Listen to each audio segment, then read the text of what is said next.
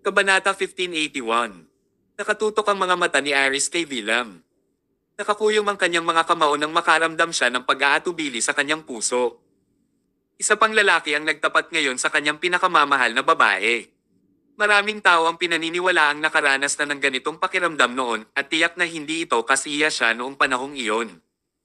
Bahagyang ibinaling ni Thomas ang kanyang ulo para tingnan si Aris.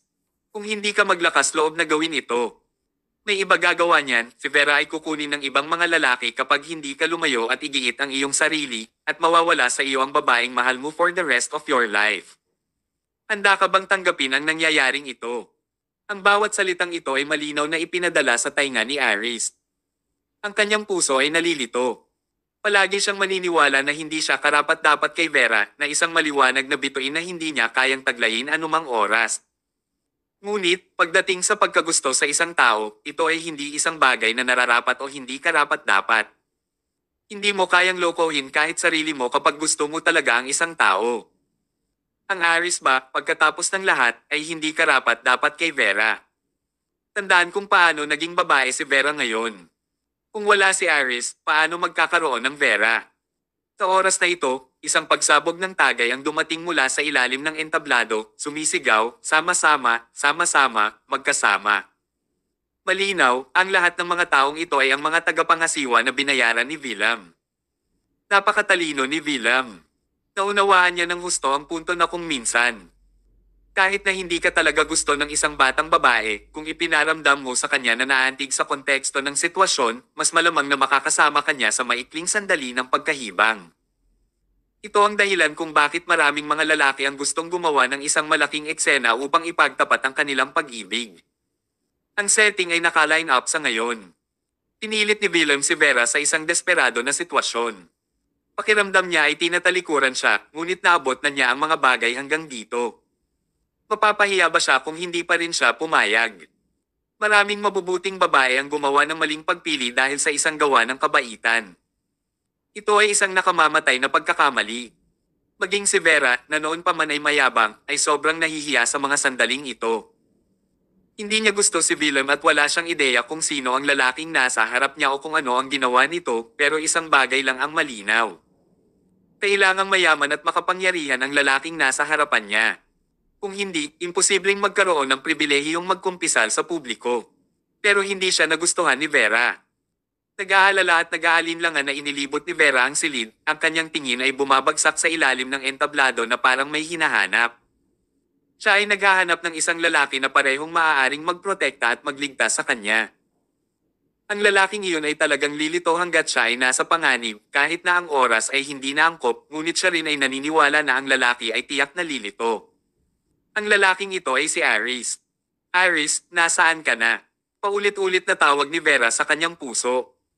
Nanatili si William sa kanyang harapan, may hawak na mga bulaklak at isang singsing na brilyante sa kanyang mga kamay, at ang mga tao sa ilalim ng entablado ay umaawit ng sama-sama, magkasama. Wala na ba talagang paraan para makatakas ngayon?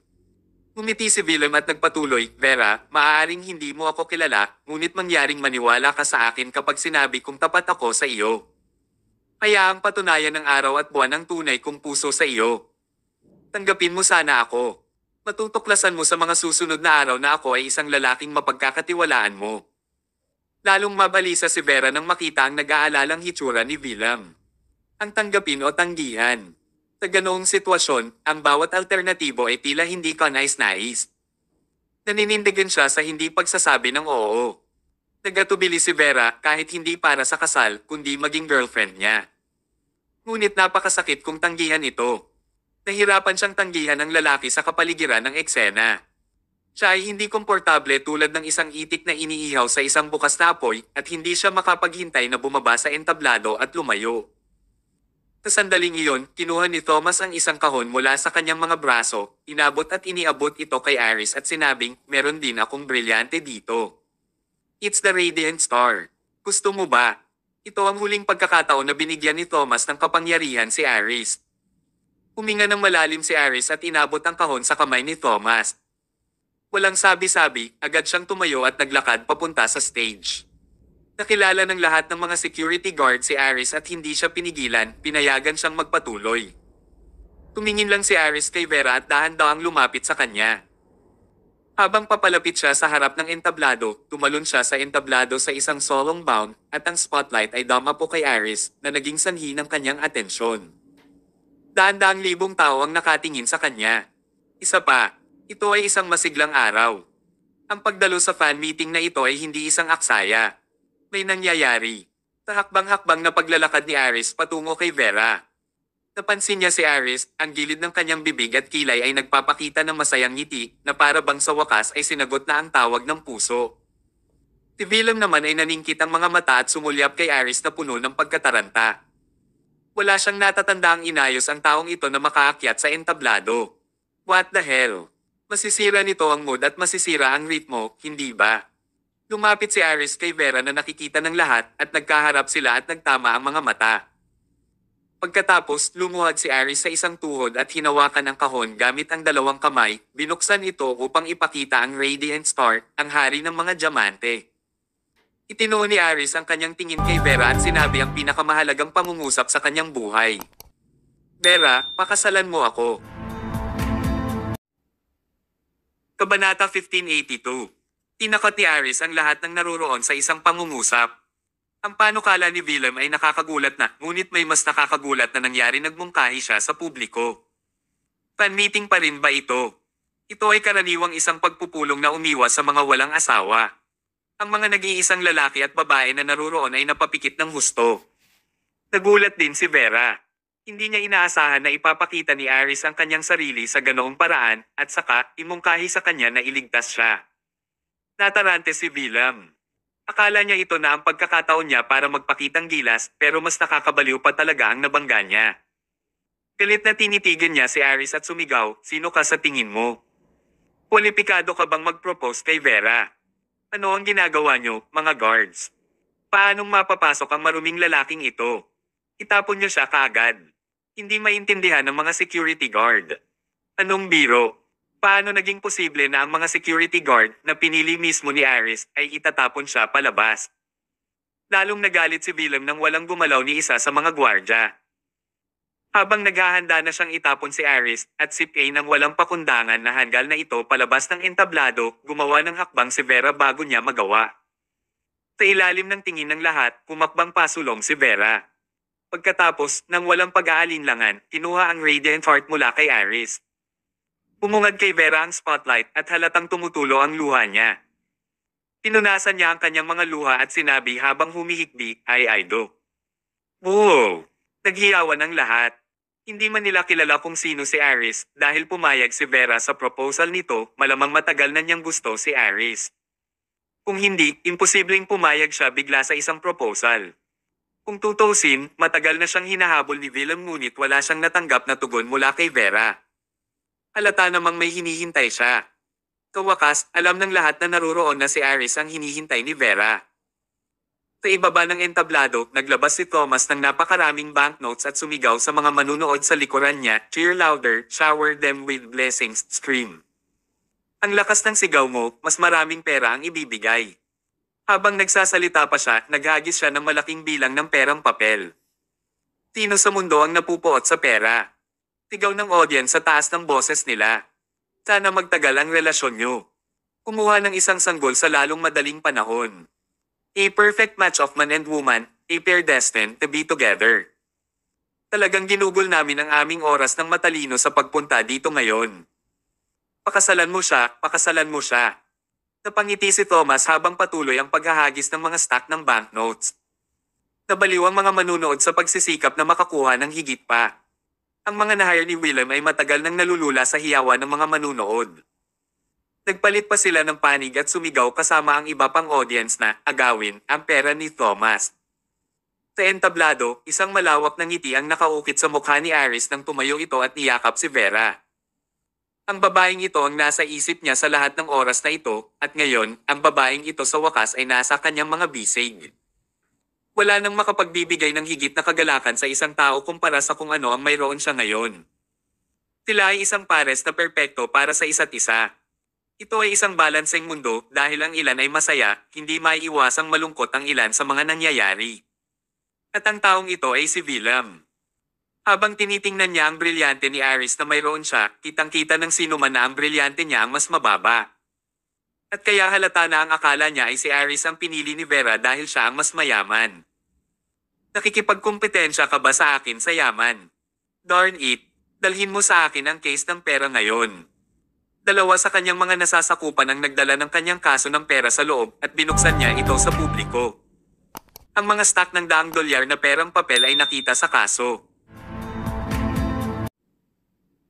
Kabanata 1583. Dumukot si Willem ng isang dakot na banknotes. Vera, kung handa kang nakasama ako, lahat ng perang ito ay magiging iyo. Namumula ang mga mata ni Vera sa galit. Naiinsulto siya dahil naisip ni Willem na pumayag siyang pakasalan si Aris alang-alang sa pera.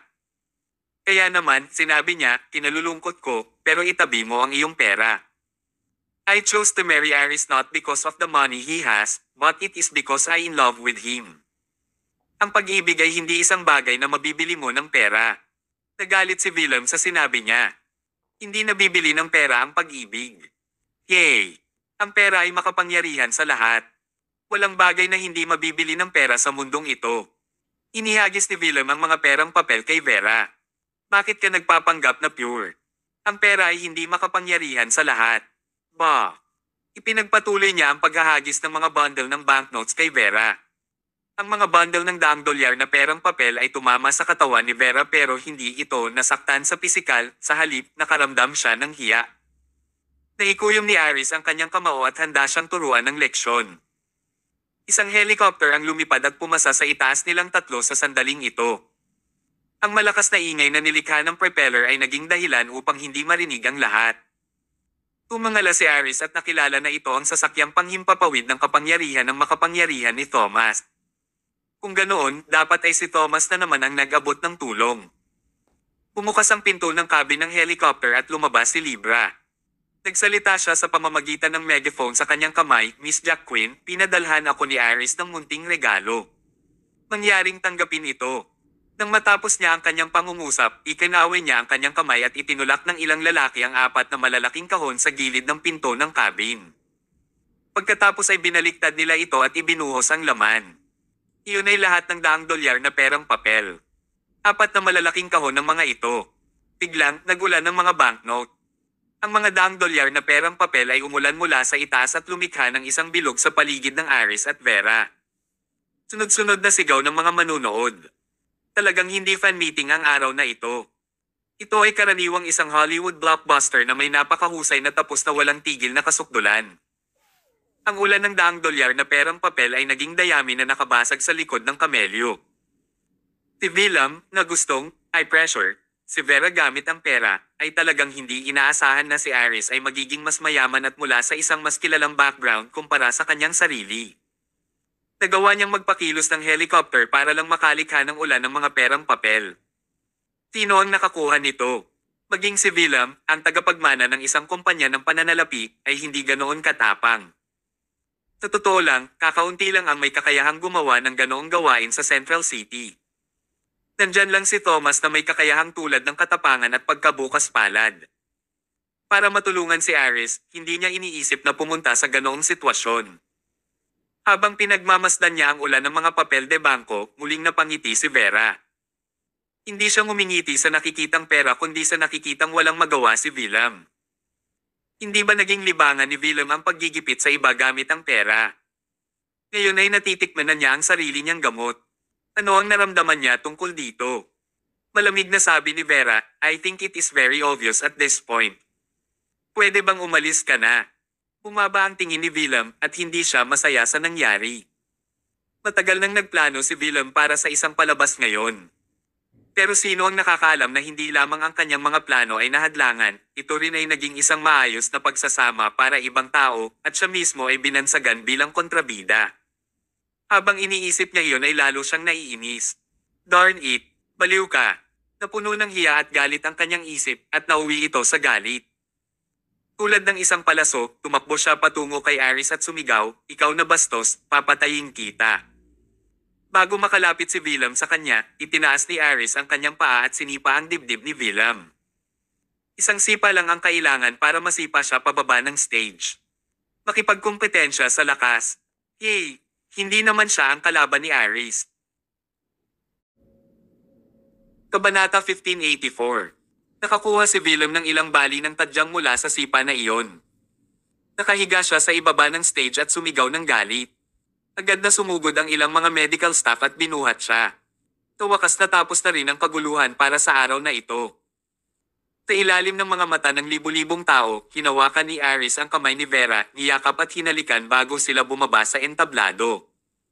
Pumalakpak si Thomas sa abot ng kanyang makakaya na masaya para kay Aris. Ang taong ito na nag-alala sa akin ng labis ay sa wakas ay tumira na. Sana, makasama niya si Vera for good and live happily ever after. Naiinggit si Thomas sa kanila. Kasabay nito, ang kanyang asawa si Emma Hill na kasalukuyang nasa Southland District ang tanging naiisip niya. 8 buwan na ang nakalipas mula nang umalis siya sa Southland District. Not to mention, malapit ng manganak ang asawa niya. Bilang isang lalaki, gusto ni Thomas na samahan ang kanyang asawa. Sa natitirang 2 buwan, kinailangan niyang tanggalin ang pamilya Gomez kahit ano pa ang mangyari. Doon lamang siya makakabalik sa Southland District pabalik sa kanyang asawa. Tumangala siya sa mga bituin sa langit. Bigyan mo pa ako ng kaunting oras, honey. Malapit na kitang makasama. Kasabay nito, sa mansyon ng pamilya Gomez. Pinapanood muli ni Nicholas ang live na broadcast ng Good Voice of Summer fan meeting. Galit na galit siya habang pinapanood ulit ito. Sa kalagitnaan ng replay, pinatay niya ang telebisyon. Umalaklak si Dominic habang sinasabi, bakit parang hindi ka masaya, Lolo? Sinabi ni Nicholas, ang grupo ng mga bastos na ito ay talagang mahusay sa pag-promote ng kanilang programa. Fan meeting daw pero kahit papaano may mga nagkukumpisal at nagpo-propose sa fan meeting.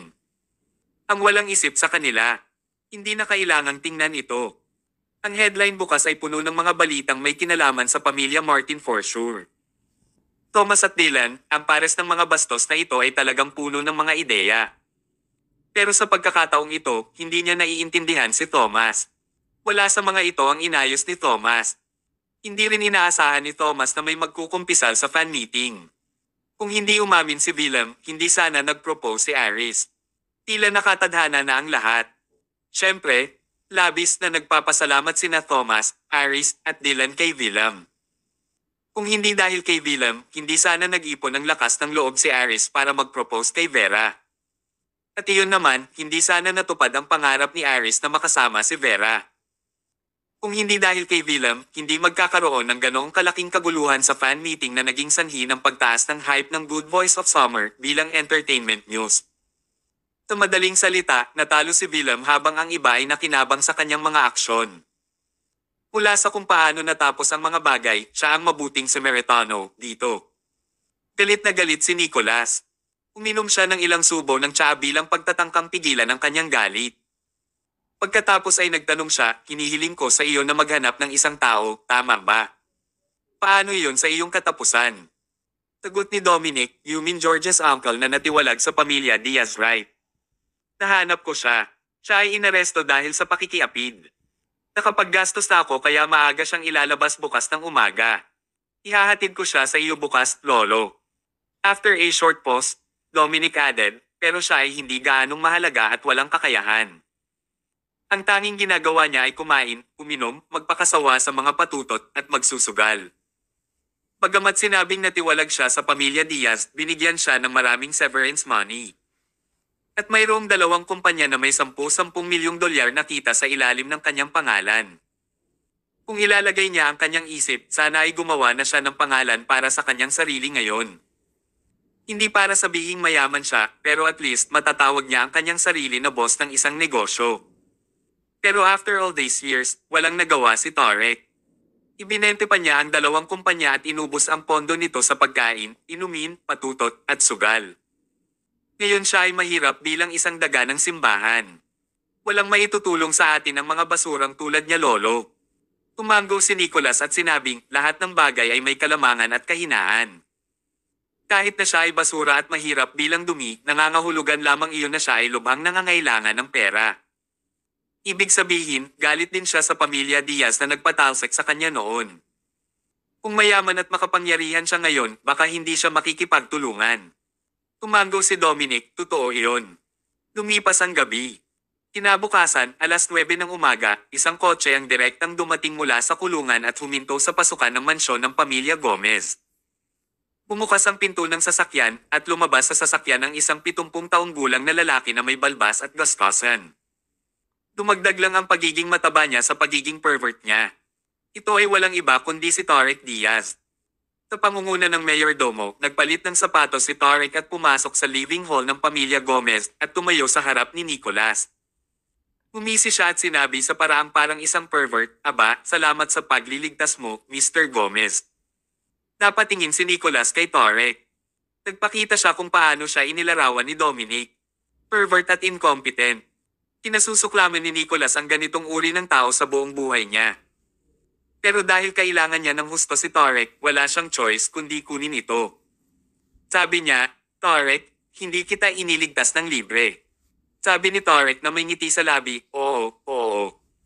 Naiintindihan ko iyon. Siguradong hindi ako ililigtas ng isang mas mataas na katayuan tulad mo ng walang dahilan.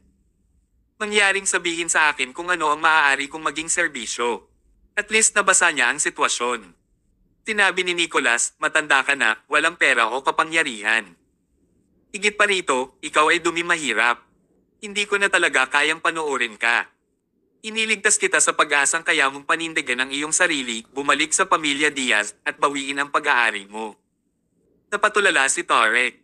Siya ay pinatalsik mula sa Gomez sa loob ng mahigit 30 taon na ngayon. Ano ang nariyan para makuha niya? Tulala niyang sinabi, "Wala na akong natitira sa pamilya Diaz." Gawin mo. Ano yon? Ang upuan ng patriarch ng pamilya Diaz. Kabanata 1585. Ito ay isang maaraw, walang ulap na araw.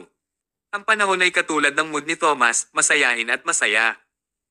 Inanyayahan siya sa seremonya ng koronasyon ni Georgia. Ngayon, ang Georgia ay makokoronahan bilang pinuno ng pamilya Diaz at si Thomas ay makakakuha ng Prosperous Star Pavilion na pag-aari ni Isaac.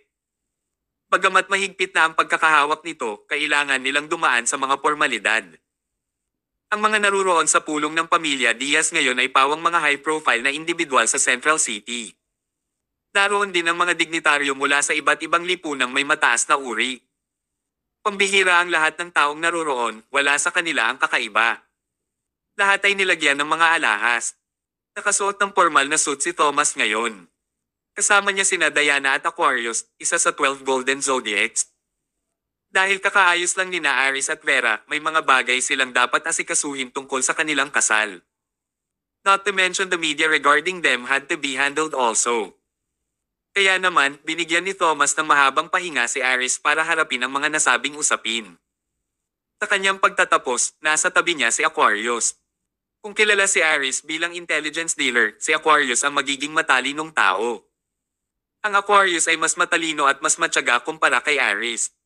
Si Aries ay isang happy-go-lucky adult, habang si Aquarius ay isang well-reading gentleman. Noong araw na iyon, naka-tailcoat si Aquarius na may kurbata at salamin. Mula sa kanyang hitsura lamang, siya ay kapansin-pansing kaakit-akit. Si Thomas, sa maraming paraan, ay higit na nakahihigit kumpara sa Aquarius, pero sa mga tuntunin ng hitsura, ang Aquarius ay nanalo sa pamamagitan ng isang mahabang pagbaril. Si Aquarius ay isang napakakakit-akit na tao. Pagkapikitin niya ay nasa kanya na ang atensyon. Ang mga babaeng nasa mataas na klase na nakasanayan ng makakita ng malalaking bituin at kabataan at kaakit-akit na mga lalaki ay hindi maaaring hindi maakit sa hitsura ng Aquarius. Hindi pa nila nakilala ang ganoong kagandang lalaki sa kanilang buhay bago ito. "Hello there, ito ang business card ko. Posible bang makuha ko ang numero ng iyong telepono, mister? Pwede ba kitang bilhan ng inumin, Ginoo?" Sa kanyang pagpasok, nakatagpo si Aquarius ng hindi mabilang na bilang ng mga kabataang babaeng nagkusa at sinubukang makipag-usap sa kanya. Napuno ang kanyang bulsa ng iba't ibang business card.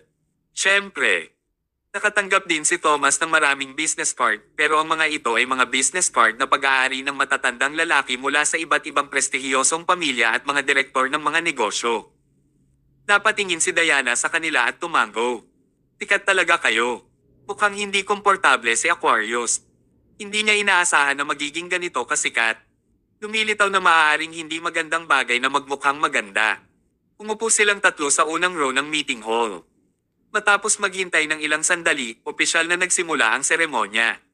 Umakyat si George sa stage at ngumiti siya sa lahat. Pagkatapos ay sinimulan niya ang kanyang talumpati, binibigkas ang lahat ng inihanda. Sa totoo lang, ang lahat ay paunang natukoy, ang seremonya ngayon ay isang formal na paraan ng pagpapalam sa publiko. Alam din ng mga manunood kung ano ang nangyayari, kaya walang sino man ang umaasa ng anumang bagay mula sa seremonya dahil ang lahat ay napagpasyahan na. Walang alinlangan na nakuha ni Georgia ang nagkakaisang pahintulot ng mga matatanda ng pamilya Diaz na maging patriarch ng pamilya Diaz. Susunod, personal na inihayag ni Georgia na ang lahat ng mga departamentong pinangangasiwaan ni Isaac ay ibibigay kay Thomas. Sa orihinal, walang kahit isang issue. Gayunpaman, may nangyari sa labas ng di inaasahan sa panahon ng anunsyo. Sakto nang matapos ni Georgia ang kanyang anunsyo, nang si Thomas ay malapit nang umakyat sa entablado para sa kanyang talumpati, isang boses ang nagmula sa kabilang panig ng pinto. Hindi ako sang-ayon. Ang boses ay pag-aari ng isang matanda. Bagamat sumisigaw siya ng todo-todo, parang nahihirapan siya. Napalingon ang lahat dahil sa curiosity, gustong makita kung sino ang nangahas na manggulo sa coronation ceremony ng pamilya Diaz. Habang nakatingin ang lahat, nagulat sila nang makitang isang matandang lalaki ang pumasok. Kulay abo ang buhok niya. Tila nasa 70 hanggang 80 taong gulang siya. Nakilala siya ng mga nakakakilala sa kanya sa unang tingin, gulat na sabi ng mga ito, si Tarek na natanggal sa pamilya Diaz-Wright.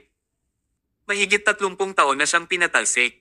Dahil bigla na lang siyang lumitaw, kailangang may mangyari. Pumunta si Tarek sa entablado at sinigawan si Georgia na nasa entablado, hindi ako sang-ayon sa mga desisyong ginawa ngayon. Nakilala ni Georgia kung sino siya. Medyo magalang siya at tinawag siyang Chuhin. Pagkatapos ay nagtanong siya, maaari ko bang malaman kung ano ang hindi mo sinasang-ayunan, tiyuhin? Sinasabi mo ba na ako, si Georgia Diaz, ay hindi karapat-dapat sa upuan ng patriarka? Sabi ni Tarek, noon natalo ako sa tatay mo at natiwalag, at wala akong masabi tungkol dyan. Nang maglaon, ipinasa ng iyong ama ang upuan ng patriarch kay Isaac. Ang anak na nagmamana ng upuan at negosyo ng kanyang ama ay natural lamang at ayos lang sa akin iyon. Ngunit ngayon, si Isaac ay nasa bilangguan, at ikaw, ang kanyang kapatid na babae, ay pupunta sa upuan ng patriarka. Bagamat medyo kakaiba para sa isang babae na mamahala sa pamilya, hindi ito walang precedent. Tsaka member ka rin ng pamilya Diaz kaya wala rin akong tutol dyan. Ang hindi ko kayang panoorin ay ang pag-aabot mo ng economic lifeline ng pamilya Diaz Prosperous Star Pavilion sa isang outsider. Thomas, sino ka sa tingin mo? Sa anong batayan mo kinukuha ang negosyo ng pamilya Diaz? Nabaling ang atensyon ng lahat kay Georgia. Hindi maitikaila na iyon ang tanong na nasa isip ng lahat. Kabanata 1586. Nakinig si Georgia kay Tarek, ngumiti, at sinabing, napakasimple lang nito. Kung wala ang tulong niya, hindi kami mabubuhay ngayon ni Laila. Iniligtas niya ang buhay naming dalawa. Kung hihilingin niya ito, kusa naming ibibigay ang pamilyang Diaz, kaya ano ito kumpara sa Prosperous Star Pavilion lamang. Mapagmataas niyang sinabi ang mga salitang ito. Gayunpaman, naiinis na sinabi sa kanya ni Tarek, paano mo mapapamigay ang isang kumpanyang iniwan ng mga ninuno? Wala akong problema kung ikaw ang patriarch ng pamilya, pero hindi ako payag na kunin ni Thomas ang Prosperous Star Pavilion. Ngumiti si Georgia at tinanong siya, ano sa palagay mo, Tito? Sino ang dapat pumalit sa Prosperous Star Pavilion? Inilagay ni Tarek ang kanyang mga kamay sa kanyang likuran, itinaas ang kanyang ulo, at confident na sinabi, nandito lang ang tao na nararapat na makuha ang Prosperous Star Pavilion. Ako, si Tarek Diaz, ang pinakamahusay na kandidato.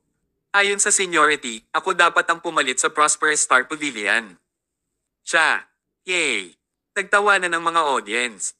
Mukhang nandito siya para umani ng ilang mga benefits. Tumayo si Laila at sinabing, kung tama ang natatandaan ko, pinalis ka na sa pamilya, Tito. Ano ang iyong batayan para subukan mong ipaglaban ang Prosperous Star Pavilion? Namula ang mukha ni Tarek, pagkatapos nito ay sinabi niya, pinalayas ako sa pamilya para bigyang daan ang tatay mo. Pero ngayong patay na ang tatay mo, at nakakulong ang asawa mo, wala nang dahilan para gumala pa ako. Dapat bumalik ako sa pamilya. Naiinis na sumagot si Laila dahil lang sa sinasabi mong dapat kang bumalik kaya sa tingin mo kaya mo. Siyempre, Kung tutuusin, ako ang iyong tito. Ang pagtatalo ay nagpatuloy sa isang deadlock makalipas ang ilang sandali habang ang mga naruroon ay nanunood sa tuwa. Para sa isang desisyon na ginawa noon pa man, hindi inaasahan ng lahat magkaroon ng ganoong twist dito. Talagang nakaka-entertain. Walang nakakaalam kung sino ang nagdala kay Tarek dito. Pero halata na nandito siya para lumikha ng gulo para sa pamilyang Diaz. Bukod sa pagkain, pag-inom, pakikiapid, at pagsusugal, ano pa ang kaya niya? Kung siya ay pinayagang bumalik at kunin ang Prosperous Star Pavilion, panigurado na ito ay malulugi at ibenta para ipagpatuloy niya ang pakikiapid, di ba? Hindi umaasa ang board of directors na babalik din si Tarek. Ilang sandali pa ay nag-propose ng idea, sige, huwag na tayong magtalo pa, wala na itong saysay. Paano kung magpustahan tayo dito at ang mananalo ay makakakuha ng Prosperous Star Pavilion? Ilang sandali pa ay tinanong ni Georgia, ano ang postahan natin? Umiti si Tarek. Dahil ito ay para sa kapalaran ng Prosperous Star Pavilion, ang mga kalahok ay dapat magkaroon ng matalas na mata at malalim na koneksyon sa network. Paano ito? Ang bawat isa sa amin ay kumukuha ng 10 milyong dolyar at tumungo sa isang tindahan ng alahas para mamili ng mga alahas. Paghahambingin natin kung sino ang pinakamaraming bumili at may pinakamagandang quality. Ito ay isang kompetisyon para ikumpara ang matalas na mata at ang pagiging maparaan. Sa matalas na mata, dapat walang peke sa mga bagay na pinamili. Hindi lang nila maiiwasang maskam, pero kailangan nilang makabili sa mas mababang presyo.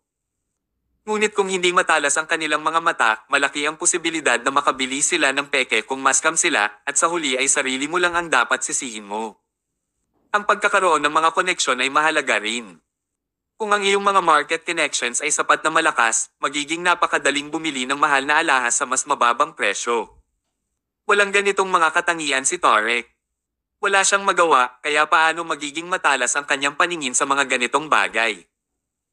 Tungkol naman sa mga koneksyon, walang gaanong masasabi tungkol dito dahil hindi man lang siya makahanap ng isang desenteng kaibigan para sa kanyang sarili, lalo na ang kanyang mga koneksyon.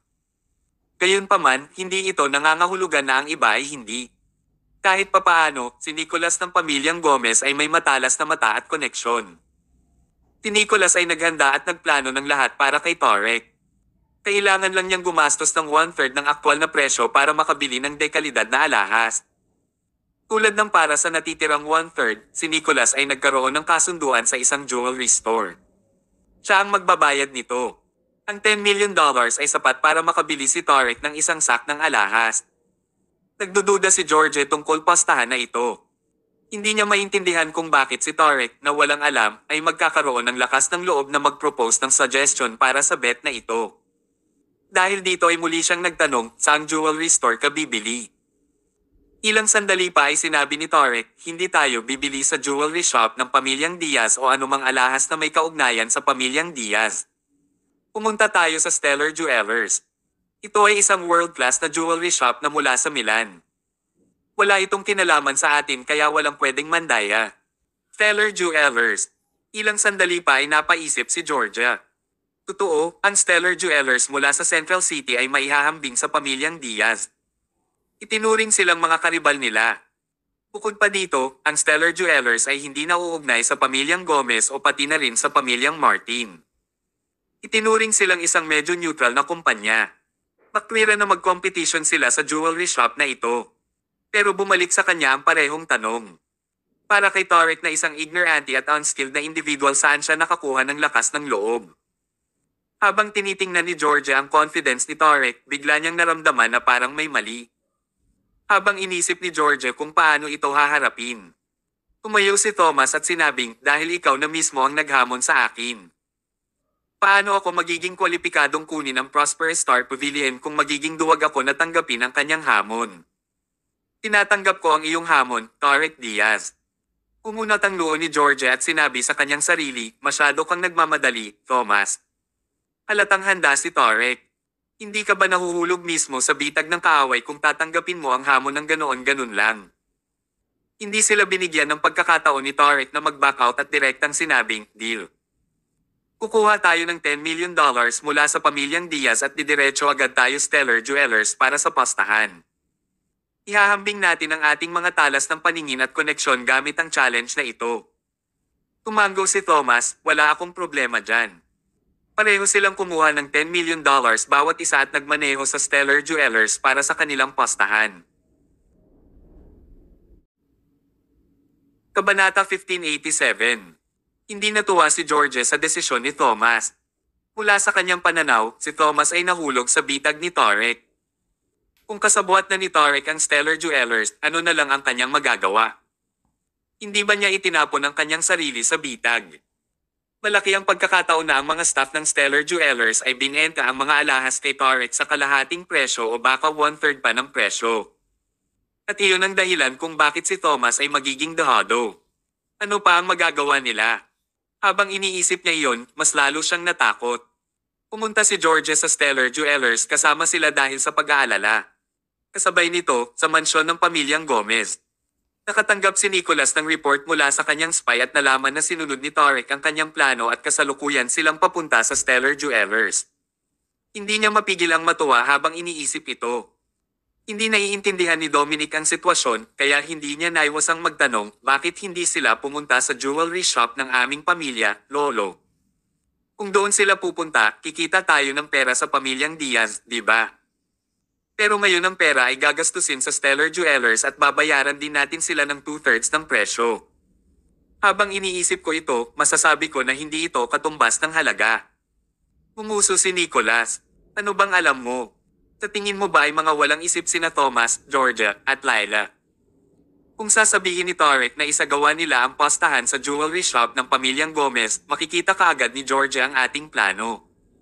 Ang Stellar Jewelers ay isang neutral na kumpanya, kaya sumang-ayon sila sa suggestion na ito. Napabuntong hininga si Dominic. Masyado lang malaki ang ginagastos natin para dito. Sa puntong ito, nagsayang tayo ng ilang milyong dolyar dito. All or nothing ito. Hanggat kaya nating itaboy si Thomas, ang ilang milyong dolyar ay mawawala ng tuluyan. Sa loob ng kotse, si Diana na hindi maintindihan ang nangyayari ay nagtanong, Mr. Mayo, bakit ka pumayag sa kahilingan ni Tarek? Mahinahon namang sumagot si Thomas, kung magiging matagumpay ang acquisition, kailangan kong kumbansihin ang iba sa kung ano ang kaya ko. Nagkataon na binigyan ako ni Tarek ng pagkakataon na patunayan ang sarili ko. Bakit ko ito tatanggihan? Pero, walang magawang itinaas ni Diana ang kanyang mga kamay, halata na itong trap. Paano mo ito nasabi? Pag-isipan mo.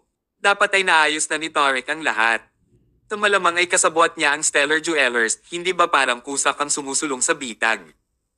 Hindi ba parang sinasadya mong matalo? Umiti si Thomas. Nagtama ang mga mata ni na Thomas at Aquarius, ang kanilang mga tingin ay binabalot ng misteryo. Hindi naman napigilan ni Diana na mag-alala, may tinatago ka ba sa akin? Hindi tama yan, dapat may tinatago ka sa akin. Sabihin mo na ito ngayon din.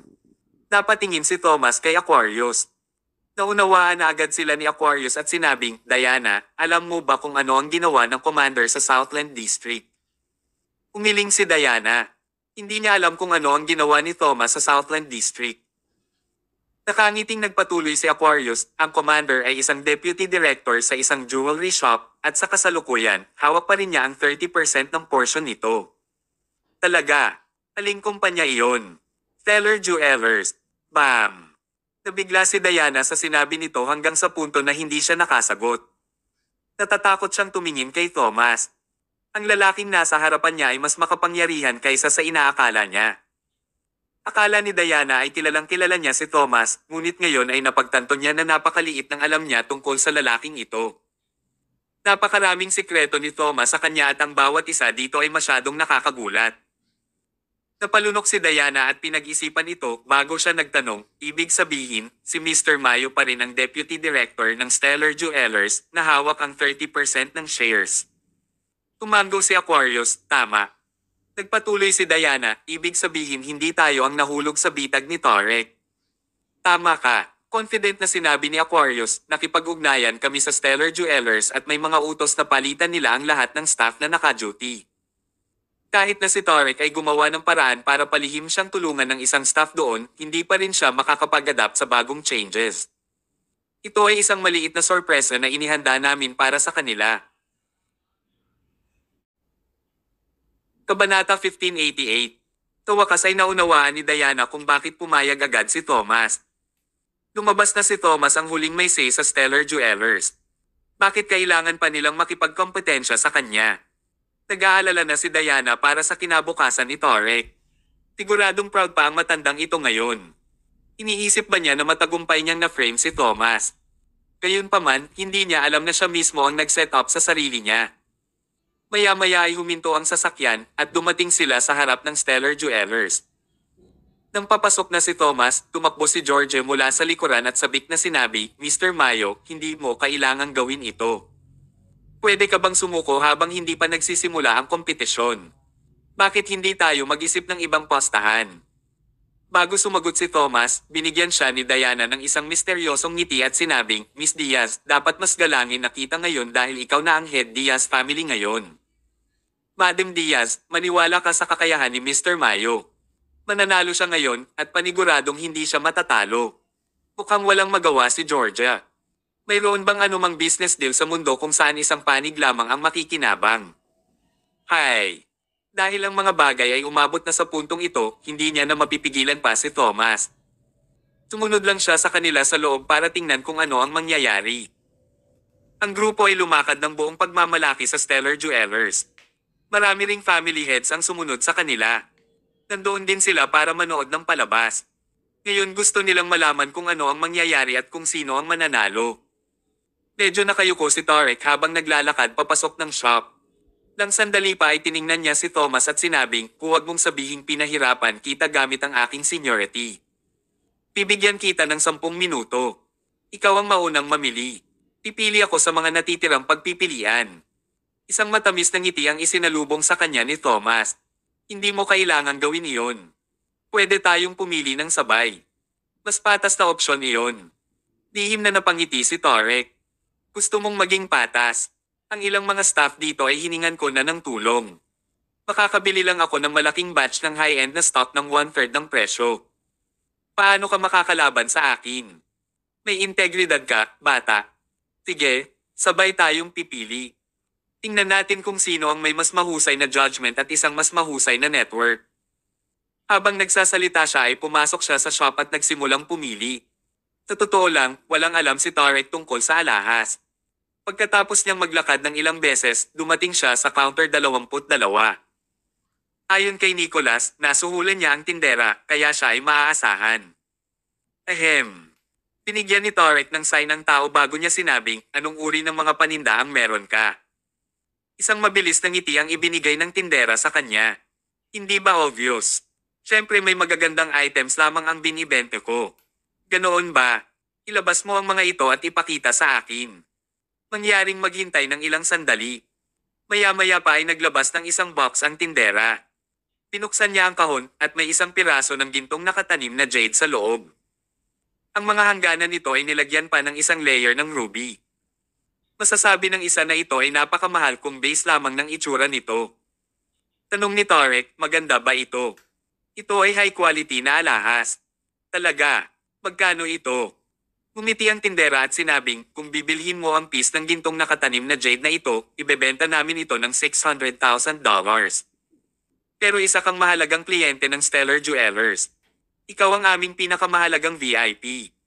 Kailangan mo lang magbayad ng 1/3 ng presyo, nagkakahalagang $200,000. Ito ay eksaktong kapareho ng kanyang hula. Pagkatapos ay binili ni Tarek ang gold inlaid jade. Pagkatapos nito ay kinaway pa niya ito kay Thomas. Inakala niyang malaki na ang value na nakuha niya, ngunit hindi niya alam na nang lumingon siya at tumingin kay Thomas, tinitigan siya ng tindera ng masama at may halong kakaibang tingin. Isang mahinang ngiti ang isinuot ng tindera. Gumagalaw ang eskema para iset up si Tarek. Kabanata 1589. Kinuha ni Tarek ang piraso ng gold inlaid jade at naglakad papunta kay Thomas. Ilang sandali pa tumawa siya habang sinasabi, "Excuse me, nakabili na ako ng jade. Maganda ang relasyon ko sa boss ng shop na ito, kaya nabili ko ito ng 1/3 sa original price." Umalaklak si Thomas. Napangiti siya ng mahina habang sumasagot, "Congratulations. Inearn mo ang tagumpay mo ngayon." "Walang anuman." Umadjejek si Tarek habang naglalakad sa gilid. Inihanda niyang gamitin ang parehong trick para makabili ng ilan pang piraso. Habang si Tarek ay bumili ng sunod-sunod na piraso ng jade, si Thomas ay hindi lamang pinanood si Tarek ng walang ginagawa. Kaya bigla siyang pumunta sa isang information desk at nagtanong, meron ka bang high quality jade? Oo. Pakipakita sa akin. Oo naman, please maghintay lang po kayo ng ilang sandali. Naglabas ang salesperson ng isang piraso ng jade at inilagay ito sa harap ni Thomas. Kasing laki ito ng itlog ng pato. Meron itong irregular shape at dull luster. Parang silang bato na pinulot sa gilid ng kalsada. Napahiling din ang mga tao sa paligid niya nang makita ito. Alam nila na ang jade ay basura. Hindi nila ito gugustuhin kahit na ito ay ibinigay sa kanila, lalo na kung kailangan nilang bilhin. Hindi agad tinanggihan ni Thomas ang jade. Sa halip, inilagay niya ang kanyang kamay sa jade at ipinadala ang breath mula sa kanyang katawan papunta sa jade. Pagkatapos, agad siyang nakatanggap ng napakalakas na sagot. Ang loob ng jade ay naglalaman ng napakalakas na breath na nagpapahiwatig na mayroon itong medyo mataas na komposisyon ng jade. Ang jade piece na ito ay isang mahalagang kayamanan sa mundong ito. Magkano ito? Ito ay isang magandang jade. Mr. Mayo, kung gusto mo talaga itong makuha, ito ang presyo. 5 daliri ang ipinakita ng salesperson. Nangangahulugan iyon na nagkakahalaga ito ng $5 million. Tumanggo si Thomas at ikinaway ang kanyang kamay. Pakilagay sa package. Sige. Sa tabi niya ay natigilan si Diana. Bakit niya ito binili? Kalimutan ng $5 million, kahit na ibenta ang sirang jade piece na ito sa halagang $5, hindi niya pa rin ito bibilhin. Nakaramdam ng sama ng loob si Diana. Hindi ba sinabi ni Thomas na siya ang shareholder ng Stellar Jewelers at maayos ang lahat? Bakit iba ang sitwasyon sa kanyang inaasahan? Ang mga jade na binili ni Tarek ay mukhang napakahalaga at nabili pa niya ang mga ito sa murang halaga. Samantala, ang mga jade na binili ni Thomas ay masyadong nakakatakot, ngunit ang mga ito ay naibenta sa medyo mataas na presyo. Ano ba ito? Gustong tanungin ni Diana si Thomas kung anong arrangement ang ginawa niya. Hindi lang si Diana ang nababalisa, sina Georgia at Lila sa gilid ay hindi rin mapigilan ang kanilang kaba. Para sa kanila, si Thomas ay na-scam at ang jewelry store ay nag-take advantage sa kanya. Kung magpapatuloy ito, paniguradong mawawalan si Thomas ng management rights sa Prosperous Star Pavilion. Ano ang dapat nilang gawin? Patuloy na nag-iisip ng mga solusyon si Georgia. Kung talagang hindi nila makuha ang upper hand dito, pwede nilang ipagpatuloy ang pagtanggi sa mga resulta. Kahit nanalo si Tarek, pwede pa rin silang tumanggi na makuha niya ang Prosperous Star Pavilion. Gayunpaman, kung gagawin nila iyon, ang pamilyang Diaz ay agad na mawawala ng kredibilidad. Umunat ang loo ni Lila at sinabing, Georgia, hindi natin ito pwedeng hayaan na magpatuloy. Matatalo si Thomas. Kailangan natin siyang tulungan. Nanatiling tahimik si Georgia. Alam niya na natatalo si Thomas at ito ang magandang pagkakataon na ayusin ito. Hindi siya pwedeng sumulong at tulungan si Thomas na makipag-ayos sa presyo, tama ba? Ano naman ang magiging itsura sa harap ng iba kung nangyari yan? Kaya ang gagawin niya lang ngayon ay ang maghintay ng may pagkabalisa. Nakangiti ang mga miyembro ng malalaking pamilya habang pinagmamasdan si Thomas. Sa kanilang opinyon, si Thomas ay isang walang isip. Wala siyang magawa maliban sa paggastos ng malaking pera para makabili ng basura. Hindi siya dapat magkaroon ng anumang sense of discernment. Parang nakakakilabot din ang network niya dahil kung hindi siya mapapakinabangan ng shop. Kabanata 1590. Lumalabas na kumpirmado na kung sino ang nanalo. Habang nanunood ang lahat, bumili si Tarek ng maraming alahas at jade. Ang bawat piraso ay precious at luxurious. Napakamura din ang kanilang mga presyo. Ang pinakamahal na jewelry ay nagkakahalaga ng $500,000. Hindi siya tulad ni Thomas na gumastos ng $5 million sa isang piraso na masasabing sobrang mahal. Tinalubong ni Tarek si Thomas at palihim ng umisi. Kung magpapatuloy ito, siguradong siya ang mananalo ngayon. Ilang sandali pa ay palihim niyang naisip, hindi ako niloko ni Nicholas. Inayos niya ang lahat para sa akin. Sa pagkakataong ito, sigurado ako na makukuha ko ang mga karapatan sa pamamahala sa Prosperous Star Pavilion at hindi ko na kailangang mag-alala pa tungkol sa buhay ko. Iniisip na ni Tarek ang kanyang buhay pagkatapos matanggap ang pera. Siguradong mag-e-enjoy siya sa buhay niya kasama ang mga babae at magsusugal palagi. Siyempre, makakabili rin siya ng mga magagarang bahay at yate. Ang lahat ng ito ay makukuha niya. Habang iniisip niya iyon, lalo siyang naging masaya. Sir, ang jade piece na ito ay nagkakahalaga ng $200,000. Gusto mo bang isuot ito? Ipasok mo ito sa bag. Ilagay mo ang lahat ng yan sa bag. Nakabili na si Tarek ng maraming alahas sa maikling panahon. Halos malapit na siyang matapos na gumastos ng $10 million. Natapos na rin ni Thomas ang paggastos ng kanyang pera. Ang pagkakaiba nilang dalawa ay 3 piraso lamang ng jade ang binili ni Thomas at binili niya ang mga ito sa halagang $5 million, $2 million at $3 million ayon sa presyo na ibinigay sa kanya. Lahat ng mga ito ay masyadong mahal. Hindi naman isang misteryo kung sino ang mananalo ngayon. Kasabay nito, sa villa ng pamilyang Gomez, tinapos ni Nicholas ang isang tawag. Nakatanggap siya ng balita mula sa isang undercover na agent na itinanim niya sa site at alam niya ang lahat ng nangyayari sa Stellar Jewelers ngayon. Nangyari ang hula niya. Siya mismo ang nagayos ng plano para makabili si Tarek ng magagandang jade sa napakababang presyo. Samantala, si Thomas ay sinamantala ng mga staff. Ang hindi lang niya inaasahan ay kung gaano kawalang isip si Thomas. Pumili siya ng ilang basura sa halagang ilang $1 milyong. Hindi yun inaasahan ni Nicholas. Umalaklak si Dominic sa gilid. Lolo, matatalo ba talaga natin si Thomas sa pagkakataong ito, di ba? Wala talagang alam ang lalaking iyon. Gayunpaman, hindi tumawa si Nicholas. Sa malamang ay may dahilan kapag may nangyaring kakaiba. Masaya sana si Nicholas kung ibang tao lang ang sinusubukan niyang patumbahin. Pero ang tinutukoy dito ay si Thomas, kaya pinili niyang manatiling kalmado. Aniya, maraming beses na tayong nakipag-usap kay Thomas, kaya malinaw na alam natin ang kanyang capabilities. Si Thomas ay napakatuso na tao, at totoo na napakatalino niya. Pero bakit ang walang isip niya?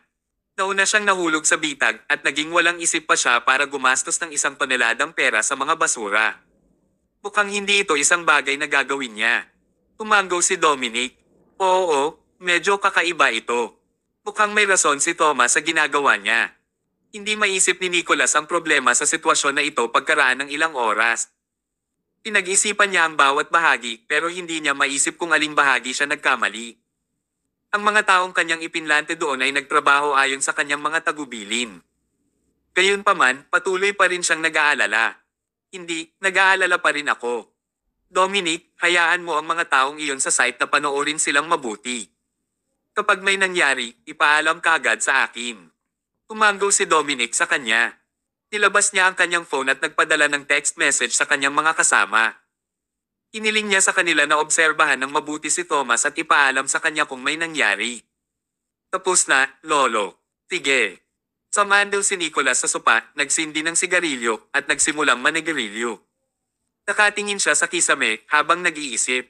Kung siya si Thomas sa sandaling ito, ano ang gagawin niya? Thomas, walang isip ka ba talaga o naglalaro ka lang? Kung meron kang pinaplano, anong uri ng mga trick ang nilalaro mo ngayon?